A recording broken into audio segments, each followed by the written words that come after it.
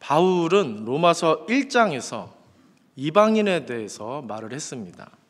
하나님이 모든 사람들 마음속에 하나님을 알만한 것을 심어주셨는데 이방인들은 이것 무시하고 자연 속에서, 세상 속에서 여러 모양의 우상들 만들어 숭배하며 무법인으로 살았다, 그렇게 지적하며 이방인들에 대해서 말을 했었습니다. 이런 이방인들의 행실을 가리켜 바울은 1장 18절에서 불의로 진리를 막는 행동이라고 했고 22절에서는 스스로 지혜 있다 하나 어리석게 되었다라고 그들을 지적했었습니다. 그래서 하나님이 진노하셔서 이들을 부끄러운 욕심과 상실한 마음 그대로 내버려 두셔서 합당치 못한 일을 하게 하셨다라고까지 말씀을 전했습니다. 결국 이들은 사형에 해당된다고 그렇게 말하면서 1장이 마무리가 되었습니다. 그런 다음에 오늘 본문인 2장이 시작이 되는데 이렇게 시작을 했습니다. 우리 1절 다시 한번 같이 한번 읽어보실까요? 시작. 그러므로 남을 판단하는 사람아, 누구를 막론하고 네가 핑계하지 못할 것은 남을 판단하는 것으로 네가 너를 정죄함이니 판단하는 네가 같은 일을 행함이니라.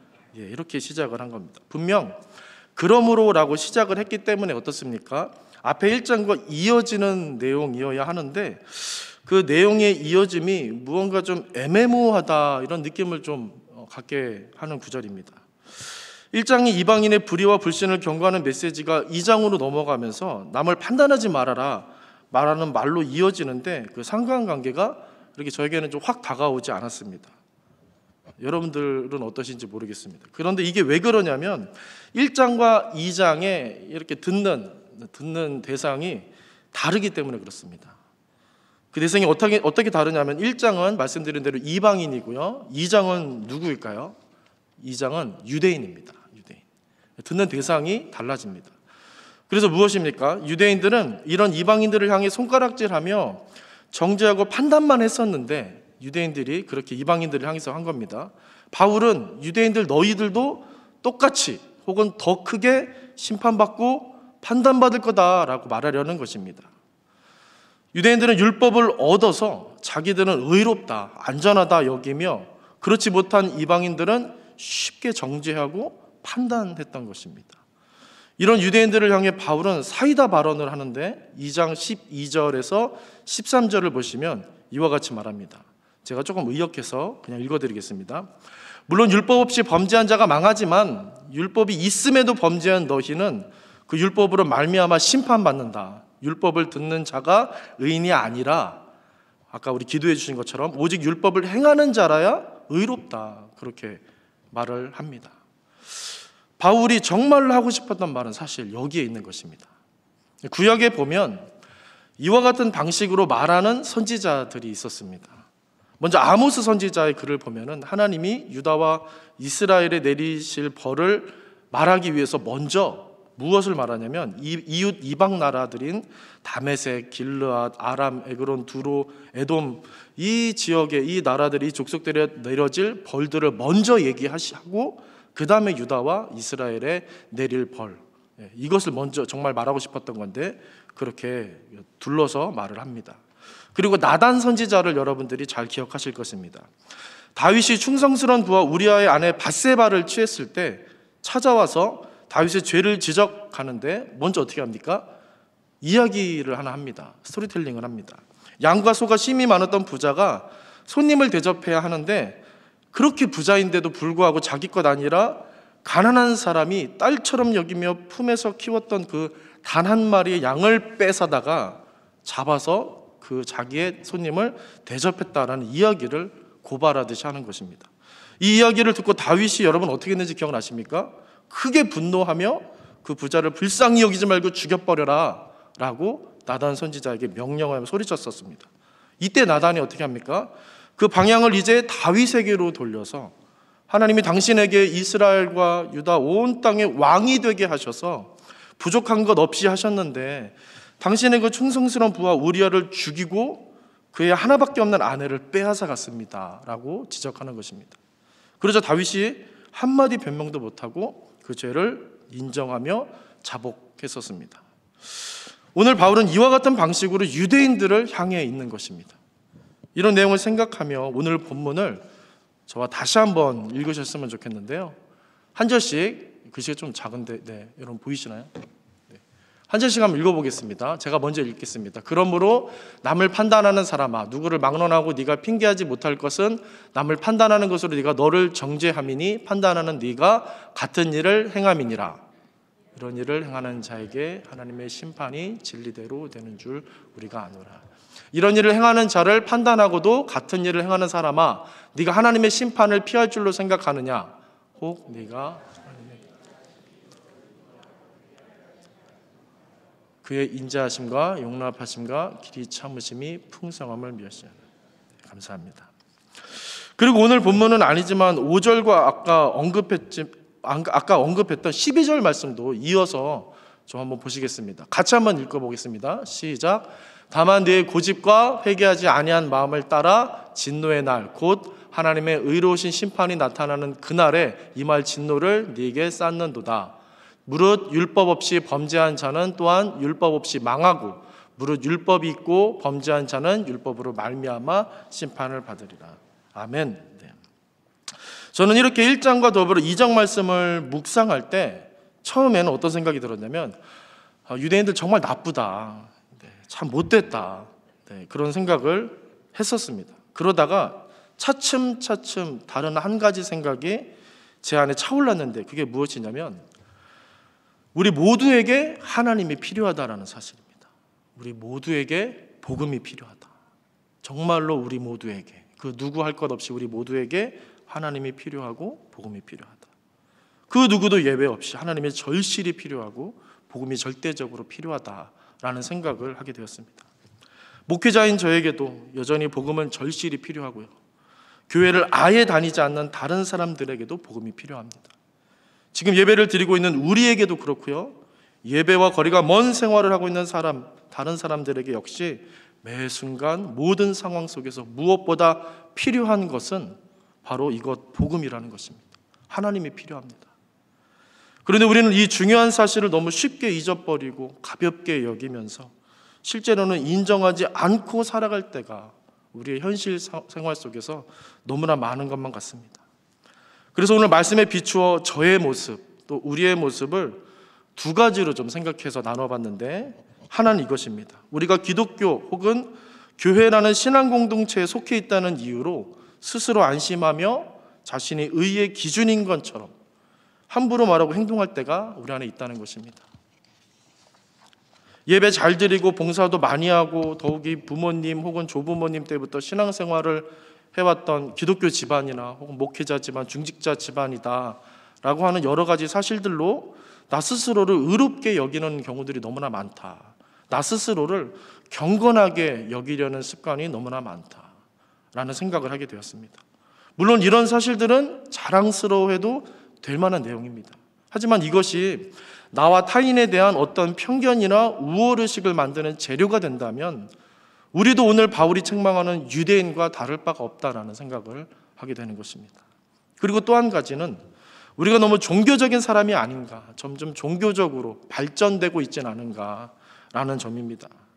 유대인들은 율법주의, 또 유대주의라는 종교와 또 여러 제사와 의식들과 성전이라는 형식과 종교에 깊이 빠져서 하나님이라는 본질을 많이 놓쳤습니다. 하나님은 일찍이 아브라함 때부터 여러분 어떤 하나님이셨습니까? 변함없이 열방을 선교하시는 하나님이셨습니다. 그분은 선교하시는 하나님이십니다. 출애굽 때에도 히브리인만이 아니라 여러 혼합 족속, 잡족이라고 번역이 됐는데 여러 혼합 족속을 같이 구원해 내셨고요. 심지어 애굽과 바로에게도 당신의 참 하나님 되심을 알려주시려고 끝까지 하셨습니다. 유대인은 유일한 복의 대상이 아니라 무엇입니까? 복의 첫 대상인 동시에 복의 통로였습니다. 오늘 로마 교회에 편지하는 바울은 이 바울이라는 사람, 로마 교회에 편지하는 이 바울이라는 사람을 여러분 동시에 좀 생각해 볼 수 있으면 좋겠습니다. 바울이 어떤 사람입니까? 바울은 율법주의와 유대주의로 똘똘 뭉쳐서 그리스도인들을 굉장히 생소하게 여기고 불편하게 여기면서 핍박에 앞장섰던 사람이었습니다. 스데반이 복음을 외쳐서 돌에 맞아 죽을 때 그가 어떻게 했습니까? 곁에서 바라보며 당연하게 여겼었습니다. 그러다가 이 사도 바울이 다메섹 도상에서 부활 승천하신 그리스도 예수를 만났고요. 그 뒤로 그는 우리가 잘 아는 사도 바울이 되어서 평생 주를 위해 살았습니다. 그런데 바울은 그 극적인 만남으로 바로 다음날 180도 바뀌어서 그리스도인이 된 건 아닙니다. 갈라디아서 1장에 보시면 그가 예루살렘에 가기 전에 자신보다 먼저 사도된 사람들을 만나기 위해 약 3년간 아라비아에 가 있었다라는 기록이 있습니다.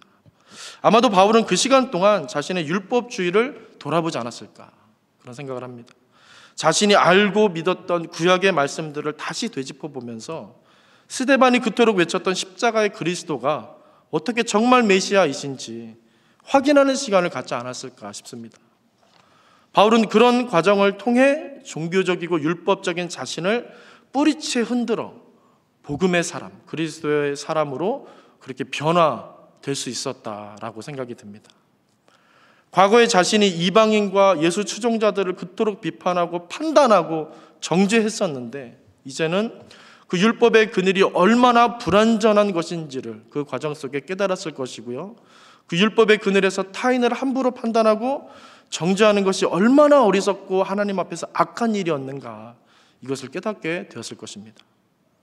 바울은 이렇게 자기 안에 있었던 왜곡된 하나님과 하나님의 말씀을 회복한 것입니다. 스데반이 잔인하게 죽어가는 모습을 곁에서 지켜보면서도 전혀 바뀌지 못했던 그 고집스럽고 위험한 종교와 율법주의를 이렇게 바꿀 수 있었던 것입니다.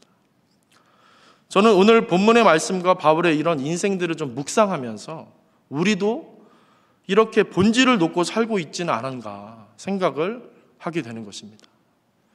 최근에 예배개발원 팀장님들을 대상으로 예배학 세미나 모임을 예배학개론이라는 세미나 모임을 가진 적이 있습니다.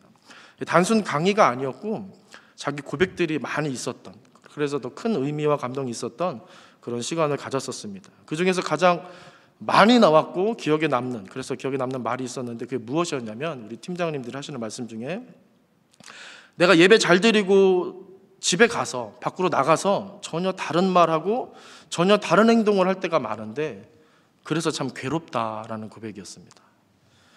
먼저는 그런 나의 모습이 잘못됐음을 알고 괴로워했다는 것 자체가 저는 참 경건하다, 참 귀하다는 생각을 합니다. 내가 교회 잘 나가니까, 내가 예배 잘 참석하니까, 또 이제 그분들의 표현 중에서, 과거에 썼던 표현 중에서 내가 오늘도 예배 잘 봤으니까 하며 자신을 종교적 사고에만 가둬둔다면 정말 위험한 일이 될 것입니다. 하나님은 결코 우리의 종교적 예배만을 보시는 기계적인 분이 아니신 겁니다. 그분은 어떤 분이십니까? 우리의 중심과 우리의 삶에 관심이 있으신, 그 삶을 보시는 분이십니다. 온 세상을 향하시는 그 크신 하나님은 우리의 말과 행동, 그 모든 일거수일투족을 보시면서 그 모든 삶을 예배로서 받기를 원하시는, 그 우리의 삶이 뭐라고, 그 삶을 예배로서 받기를 원하시는 인격적이며 세밀하신 전능의 하나님이신 것입니다. 요한복음 4장에 나오는 예수님과 사마리아 수가성 여인의 그 위대한 대화를 기억하실 것입니다. 예배 장소로 그리심산이 맞는지 예루살렘이 맞는지를 묻는 이 가련한 여인에게 예수님 뭐라고 하십니까? 그게 본질이 아니다 하십니다. 그러면서 진짜 중요한 것을 말씀하셨습니다. 하나님이 정말로 원하시는 것. 그게 무엇이었는지 여러분 마음에 떠오르십니까? 아버지입니다. 아버지. 하나님을 아버지라 찾고 부르는 그 사람의 예배를 원하신다. 핵심은 아버지입니다. 아버지. 이게 예배 본질이라고 이 여인에게 말씀해 주셨습니다. 그리고 또 하나의 이야기를 곁들여서 말씀드리고 싶은데 누가복음 15장에 보시면, 중간쯤 보시면 아주 가슴 절절한 이야기가 나옵니다. 저는 신구약 성경 전체에서 이 이야기를 가장 사랑하는데 무엇이냐면 물질과 해방이 눈멀어 아버지 유산을 미리 땡겨달라고 했던 그 망나니 둘째 아들 이야기입니다. 우리는 이 이야기를 뭐라고 부릅니까? 소위 탕자 이야기라고 많이들 부릅니다. 근데 이것은 절대적으로 탕자에 대한 이야기가 아님을 여러분들 아실 것입니다. 탕자에 대한 이야기가 아니라 오히려 탕부에 대한 이야기입니다. 탕부.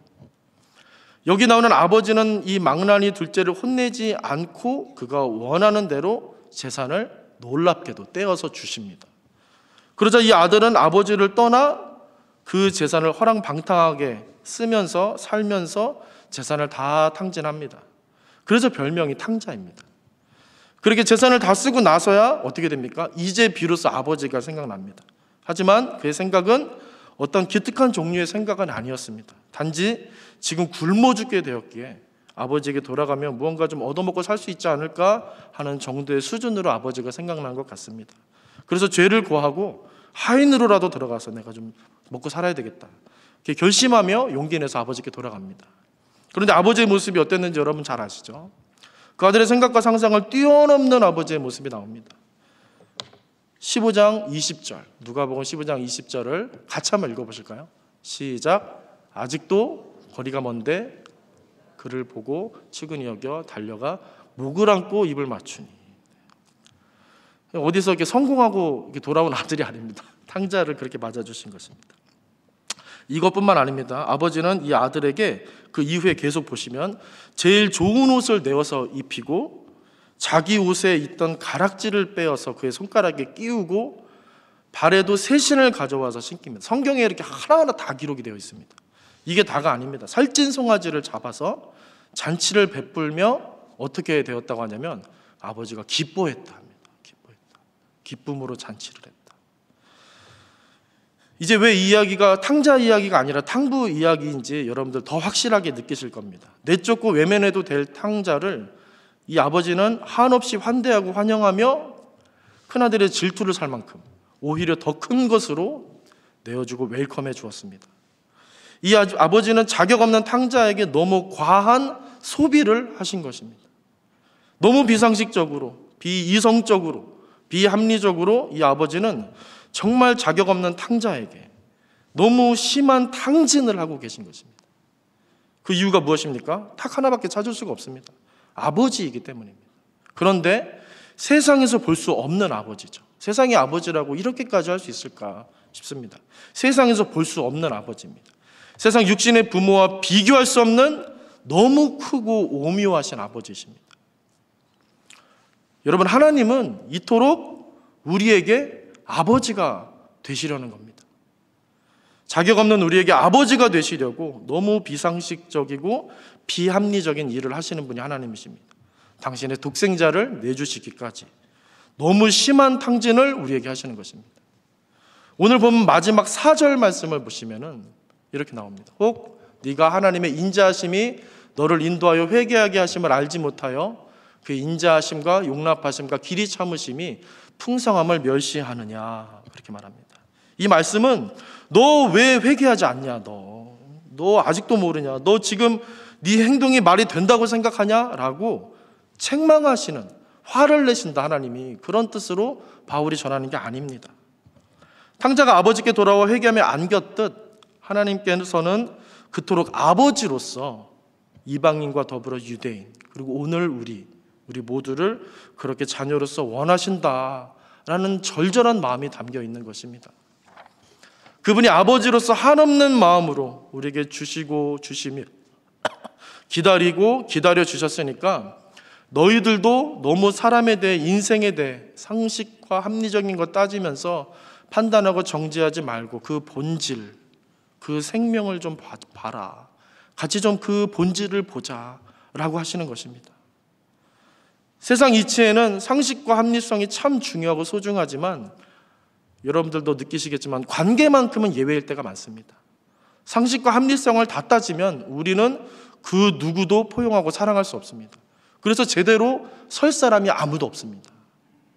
만약 하나님이 그렇게 우리를 대하셨다면 어떻겠습니까? 우리는 탕자가 허랑방탕하게 살다가 돼지 우리에서도 거기에서조차 배를 채울 수 없을 만큼 비참하고 허망한 인상을 살 수밖에 없는 것입니다. 그런데 그분은 다행히 우리에게 비교할 수 없이 크신 아버지가 되어주신 겁니다. 그래서 상식과 율법으로서가 아니라 그 풍성한 인자하심으로, 그 한없는 용납하심과 길이 참으심으로 우리에게 오신 것입니다. 그렇게 아버지 되시길 결정해 주신 것입니다. 교회에서 정말 다양한 성도들을 만나면서 어느 순간 진리처럼 들었던 생각이 있습니다. 무엇이냐면 사람은 모두 연약한 존재다라는 사실입니다. 그 누구도 그리스도의 복음이 필요 없는 사람이 없음을 가슴 깊이 날마다 느낍니다. 우리는 날마다 순간마다 그리스도의 그 복음, 이 복음의 은혜를 공급받아야만 합니다. 그렇다면 여러분들은 그리스도의 그 복음을 무엇이라고 말하고 싶습니까? 다양한 방법과 말로 설명할 수 있겠지만 저는 오늘 이렇게 말씀드리고 싶습니다. 그리스도의 복음은 하나님이 우리의 아버지 되신다는 증거다. 그리스도의 복음은 하나님이 우리의 아버지 되신다는 확증이다라고 말씀을 드리고 싶습니다. 그리스도의 복음은 먼저 우리에게 기쁨이고요, 소망이며 다행이고 은혜이며 생명입니다. 맞습니다. 하지만 하나님 그분께는 무엇입니까? 물론 기쁨이지만 하나님 그분께는 먼저 아픔이었고 고통이었고 탕진이었습니다. 우리를 살리기 위한 그분의 전적인 희생이었기 때문입니다. 우리는 예배 중에 하나님의 영광과 존귀와 아름다움과 영화로움을 찬양하는데 그 결정적인 이유가 여러분 바로 여기에 있는 것입니다. 그리스도가 겪으신 모멸과 수치와 창피, 말로 다할 수 없는 그분의 정신과 육체와 영적인 고통, 여기에 있는 것입니다. 그 엄청난 사랑과 은혜의 탕진으로 우리가 구원받았고 그분의 자녀 된 것입니다. 그래서 그분이 아름다운 것입니다. 그래서 그분이 우리에게 너무나 감사하고 영화롭고 찬양하고 싶은 것입니다. 여러분들에게는 백화점에 걸려있는 화려한 명품이 아름답고 영화롭습니까? 아니면 나를 위해 희생하고 수고하신 아버지, 어머니, 아빠, 엄마의 땀과 노고가 아름답고 영화롭습니까? 성숙이라는 말이 사람을 사람답게 하는 말이라고 한다면 저는 참된 아름다움과 영화로움을 아는 과정이 성숙이다라고 말하고 싶습니다. 어른 같은 모습, 잘 갖춰진 모습이 성숙이 아닌 것입니다. 어린아이처럼 하나님을 기뻐할 줄 알고 하나님께 순종할 줄 알며 하나님을 예배하는 그 사람이 성숙한 사람이 아닐까 싶습니다. 왕복이 아닌 배 에봇을 입고 하체가 드러날 정도로 춤추었던 다윗이 우리에게 보여준 것입니다. 그리고 그때 그 다윗을 너무나도 사랑하시고 기뻐하신 하나님의 모습, 하나님의 그 모습도 성경은 우리에게 성숙이 무엇인지를 알려주는 것입니다. 진짜 성숙은 이처럼 하나님을 아버지로서 알고 사랑하는 데 있다는 것을 말씀드리고 싶습니다. 아버지 하나님의 사랑을 알고 그래서 그분의 희생을 알고 나를 향하신 그분의 참으심과 기다리심과 인자하심을 아는 것, 가슴으로 아는 것, 이것이 성숙인 것입니다. 단순히 교회를 오랫동안 잘 다니고 그리고 예배에 잘 참석하는 것만이 성숙이 아닌 것입니다. 그럴수록 우리는 더욱 어린아이처럼 겸손하고 새롭게 그분의 아버지 되심을 배우고 누릴 수 있어야 한다라는 것입니다. 다른 게 아니라 이 성숙이 바로 본질입니다. 우리는 날마다 순간마다 이 본질을 잃지 않기 위해 써야 합니다. 그분이 탕부로서 우리에게 하염없이 은혜를 주시고 참으시며 기다리시며 길이길이 응답해 주시는 것처럼 우리는 그분의 자녀로서 그분의 아버지 되심을 기억하고 의지하고 감사해야 하는 것입니다. 그리고 그 길은 사마리아 수가성 여인이 경험했고 탕자가 경험했으며 또 다윗이 경험한 것처럼 힘든 고생길이 아니라 형언할 수 없는 기쁨의 길인 줄로 믿습니다. 그 믿음과 기대를 가지고 아버지 되시는 하나님께 더 담대히 더 가까이 나아가시는 우리 모든 성도님들 되시기를 간절히 바랍니다. 그런데 오늘 설교의 제목이 여러분 무엇이었는지 기억나십니까? 설교의 제목이 제가 지금까지 말씀드린 것과 조금 다른 느낌의 제목이었습니다. 무엇이었냐면 아픔을 치유하는 아픔이라고 제목을 정했습니다. 아픔을 치유하는 아픔. 예전에 힐링이라는 말이 참 유행했던 적이 있었습니다. 물론 지금까지도 자주 쓰는 말인데요. TV 프로그램이나 그리고 책에서도 참 자주 언급되고 미뤘던 단어입니다. 왜 그랬겠습니까? 사람들이 많이 힘들어서 그렇습니다. 피곤하고 지쳐있기 때문입니다. 그래서 힐링이 절실했던 때였습니다. 그런데 믿는 우리가 이와 비슷한 의미로 원래부터 자주 쓰던 말이 있었는데 여러분 무엇이었습니까? 바로 치유라는 말입니다. 치유. 과거 순복음교회가 참 많이 부흥했었는데 그 결정적인 이유 중에 하나가 바로 치유 집회였습니다. 시대가 참 어려웠고 그래서 평범한 약자들이 숨 쉴 곳, 기댈 곳이 없었던 때였습니다. 그래서 하나님의 치유, 하나님의 만지심이 절실했습니다. 여러분, 근데 지금은 어떻습니까? 지금은 좀 달라졌습니까? 이곳 북미 캐나다는 좀 어떻습니까? 제가 볼 때는 똑같이 하나님의 치유하심과 만지심이 필요한 것 같습니다. 성도들과 이야기하면서도 제가 많이 느끼고요. 또 예배 때, 찬양 인도를 할 때 제가 이렇게 성도들 얼굴을 이렇게 전체를 이렇게 보면서 눈빛을 이렇게 하나하나 볼 때가 있습니다. 그때 제가 느끼는 게 무엇이냐면 그 속에 그 성도들의 눈망울 속에 하나님에 대한 그 간절함, 그 사모함을 이렇게 느낄 때가 많습니다.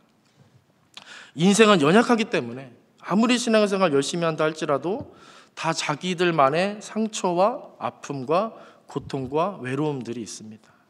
피할 수 없는 아픔들이 우리에게 있습니다. 저도 그렇습니다. 한 인간으로서 살면서 받았던 상처들, 목회자로 살면서 받았던 상처들, 남편으로서, 아빠로서 살면서 겪었던 아픔들이 말로 다 할 수 없을 만큼 많이 있습니다. 사람은 누구나 연약하기 때문에 이런 아픔들을 피할 수가 없는 것입니다. 그래서 저는 전에도 말씀드렸지만 시편 말씀을 참 좋아합니다. 거기에는 완전한 사람이 단 한 명도 나오지 않습니다. 나와 같은 연약한 사람들의 호소와 신음과 울부짖음으로 가득 채워져 있습니다. 그 어떤 감정일지라도 숨김없이 다 놓은 책이 시편입니다. 그 자체가 너무나 후련하게 느껴집니다. 그리고 그 연약한 인생의 모든 하소연과 쏟아놓음을 성경이, 그래서 하나님이 다 받아주시고 인정해 주신다라는 이 사실이 너무나 놀랍고 감사하고 좋았습니다. 시편에서는 하나님이 절대로 누군가를 책망하거나 강요하지 않으십니다. 그저 말하게 하시고 쏟아놓게 하실 뿐입니다. 그냥 다 받아주시고 용납해 주시는 겁니다. 그게 너무 좋습니다. 그래서 시편을 읽을 때면 그 어떤 성경에서보다 저는 하나님의 아버지 되심, 비교할 수 없는 세상의 어떤 존재와 비교할 수 없는 그 크신 아버지 되심을 더욱 느끼게 됩니다. 그렇다면 하나님은 전지전능하시고 영원하신 창조주이신데 우리하고는 정말 인터벌이 크신, 우리하고는 정말 비교할 수 없는 그런 분이신데 어떻게 우리 같은 피조물의 작은 인생을 그토록 참으시며 기다리시며 다 용납해 주시고 받아주실 수 있을까? 공감해 주실 수 있을까? 그런 아버지가 되실 수 있을까? 오늘 이 이야기를 좀 더 드리고 설교를 마무리하고자 합니다. 그분의 아버지 되심이 여러분 어떤 것이라고 생각이 되십니까? 그분의 아버지 되심은 그냥 능력으로 얻으신 게 아닙니다. 그분의 아버지 되심은 어떤 면에서는 그분의 능력과는 상관이 없습니다. 오히려 능력을 내려놓으셨기 때문에 그게 가능했습니다. 아버지가 되실 수 있었습니다. 그럼 무엇입니까? 십자가 고통으로 아버지가 되신 겁니다. 고통으로 우리를 낳으신 것입니다. 이 고통은 모든 고통의 혼합체가 됩니다. 십자가 고통은. 세 가지로 이 고통을 말씀드리면 먼저 육체적인 고통인데 말할 수 없는 고통이었을 겁니다. 다음으로는 정신적인 고통이겠죠. 수치와 모멸, 배신, 환멸, 공허, 외로움과 같은 어마어마한 그 정신적인 고통, 극치를 받으셨습니다. 그리고 마지막, 이게 중요한데 영적인 고통입니다. 아마도 이것이 제일 큰 고통이셨을 겁니다. 여러분 잠시 예수님의 십자가 달리시는 그 죽음의 과정을 떠올려 보시기 바랍니다. 스데반과 같은 사람은 아주 담대하게 죽었죠. 심플하게. 우리가 뭐 혼란스럽지 않습니다. 바로 순교하십니다. 죽음을 그렇게 맞이했습니다. 근데 예수님은 어떻습니까? 조금 복잡합니다. 미리부터 겁을 잡수시고 십자가 지시기를 피하고 싶으셨던 것처럼 보이죠.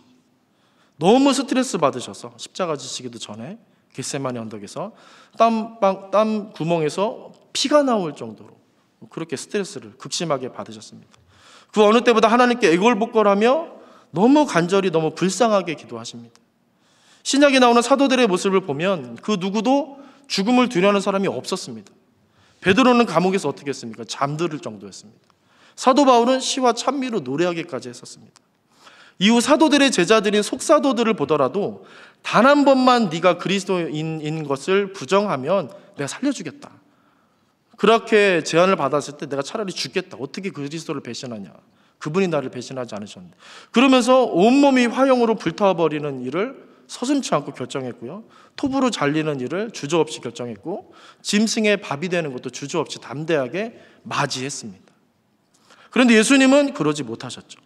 살려달라고 애걸복걸하듯이 가능하면 좀 피하게 해달라고 밤새도록 간청하며 기도했었습니다. 왜 그러셨을까요? 바로 스데반과 사도들, 속사도들은 겪지 않아도 되는 영적인 고통이 있으셨기 때문입니다. 그것이 무엇입니까? 바로 하나님 아버지와의 결별, 끊김, 헤어짐입니다. 이것이 예수님께는 가장 큰 고통이었고 정신적, 육체적 고통을 뛰어넘는, 이것과는 정말 비교할 수 없는 어마어마한, 감당할 수 없는 벅찬 고통이셨던 겁니다. 우리가 그분의 십자가를 바라볼 때 육체적이고 정신적인 고통만을 생각하고 묵상할 때가 많은데, 사실 가장 큰 고통은 아버지 하나님과 끊기는 그 영적인 고통의 핵심입니다.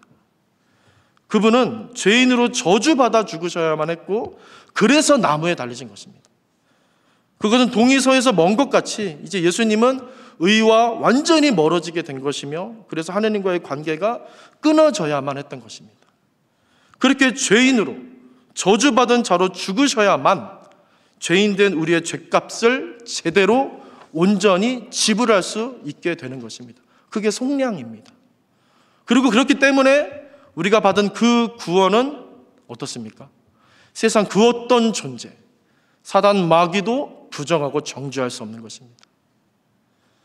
요한복음 16장 33절에 보시면 예수님께서 십자가 지시기 전에 제자들에게 이런 말씀을 하십니다. 잘 하시는 말씀이죠. 같이 한번 읽겠습니다. 시작.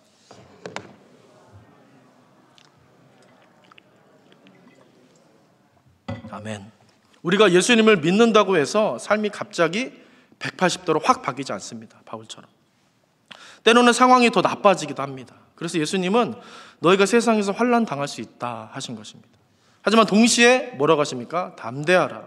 내가 세상을 이겼노라 하셨는데, 그 이유는 그리스도께서 죄인의 신분으로 하나님과 완벽히 끊어져서 죄인 되는 경험을 대신 겪으셨기 때문입니다. 하나님과 원수 되는 경험을 대신 겪으셨기 때문입니다. 그래서 우리는 어떻게 되냐면, 예수만 믿으면 아무리 연약한 인생, 열악한 인생이라 할지라도 하나님 아버지와 절대 떨어질 수 없는 것입니다. 세상에서 고통당하고 죽을지라도, 비참하게 살지라도, 빈궁하게 살지라도 우리는 이미 영원하신 하나님 나라의 백성으로, 자녀로 확정되었기 때문에, 이것이 보장되었기 때문에 죽음은 오히려 영원한 평강의 나라로 가는 출입문이 될 뿐이며, 우리에게는 더 이상 두려움과 절망이 될 수 없는 것입니다. 그래서 스데반이 예수의 공로를 의지해서 그렇게 담대히 순교할 수 있었던 것입니다. 그래서 사도들이, 그들의 제자들인 속사도들도, 그 수많은 거룩한 그리스도인들도 이 땅에서 담대하게 주님 보면서 기쁨으로 죽음을 맞이할 수 있었던 것입니다. 그리고 이 영적인 고통은 어떻습니까? 예수님만 받으신 게 아닙니다. 또 한 분 동일하게 아버지 하나님이 받으셨습니다. 세례받는 예수님을 향해서 그분이 뭐라고 하셨습니까?